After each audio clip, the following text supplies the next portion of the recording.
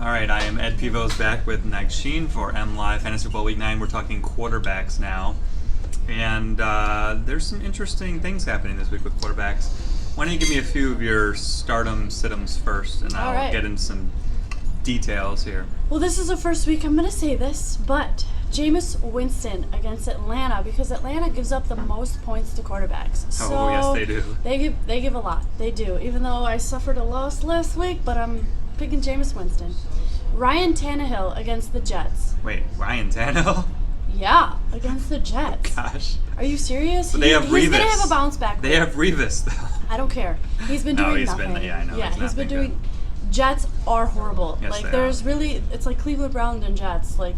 Look who they're playing against and just start all of their players. I mean, if there is a game that Tannehill could rebound, because he's been struggling, he had some good games early on in the season, this would be the game that you could feel confident to start him based on the matchup. I agree. And then, I know you guys aren't going to like me for this one. I just don't like Tannehill. But Sam Bradford against the Lions.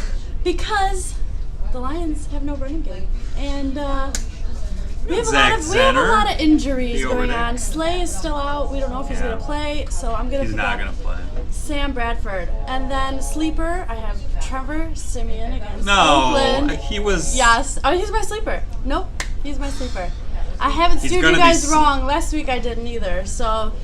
if by sleeper you mean he's going to be sleeping, I don't... No, I mean, he's got a great matchup. All right, Siemian does have a great matchup. Yep. And then... but... Are you ready for this? You have somebody else. Are you ready for this sitter? Just look at his jersey. Who would you sit? Because I have Siemian. Matthew Stafford. Because they're playing the Vikings. They did have a bad game recently, but they're going to bounce back. It's bad enough. And it's going to be against the Lions. It's bad enough you wore that Packers crap on your... excuse my language, on your shirt. Now you're talking about Stafford in a bad way. I had a rough loss last week, 1 point. I literally was throwing, everything at my TV. I have Stafford as a bubble start. If you have somebody better, I would, because his matchup isn't good this week. But, he's streaky. He's been good. He puts up numbers every other game. So, keep your eye on Ben Roethlisberger this week. He may be back. He may be on the bench as a backup. He's close, so keep an eye on his status. If he is starting, I would play him, because when he plays through injuries, he plays. So keep an eye on Roethlisberger. If he's back, obviously he's a must start. Blake Bortles at Kansas City, what do you do? There's so many quarterbacks on a bye this week.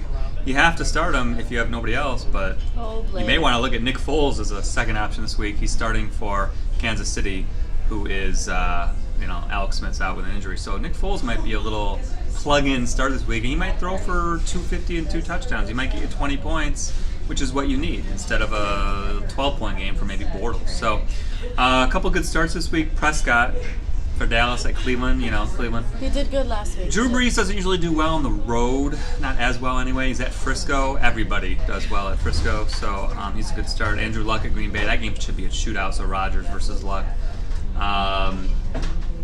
Carr. David Carr at Denver is an interesting play. I wouldn't bench Carr just because he's at home against Denver. But be careful on that one unless you have somebody better. And Colin Kaepernick, I think, is a really good matchup at home against New Orleans, because I think that game will be a shootout. No. That game's going to be a shootout. I look for Kaepernick to rush for 60, 70 yards, maybe throw for a touchdown, maybe rush for a touchdown. He'll get you a good 20 points. No. Yeah, Kaepernick will get you a good 20 points. Not 20 points. I would definitely sit Siemian, even though that's her sleeper. I would sit Tyrod Taylor at Seattle, and I would sit Carson Wentz against the Giants. But again, there's limited options this week with so many people on a bye. So it's not like these are bad options. They're just our better options. So all right. Those are our quarterbacks this week. I'm Ed Pevos for MLive, along with Nagsheen.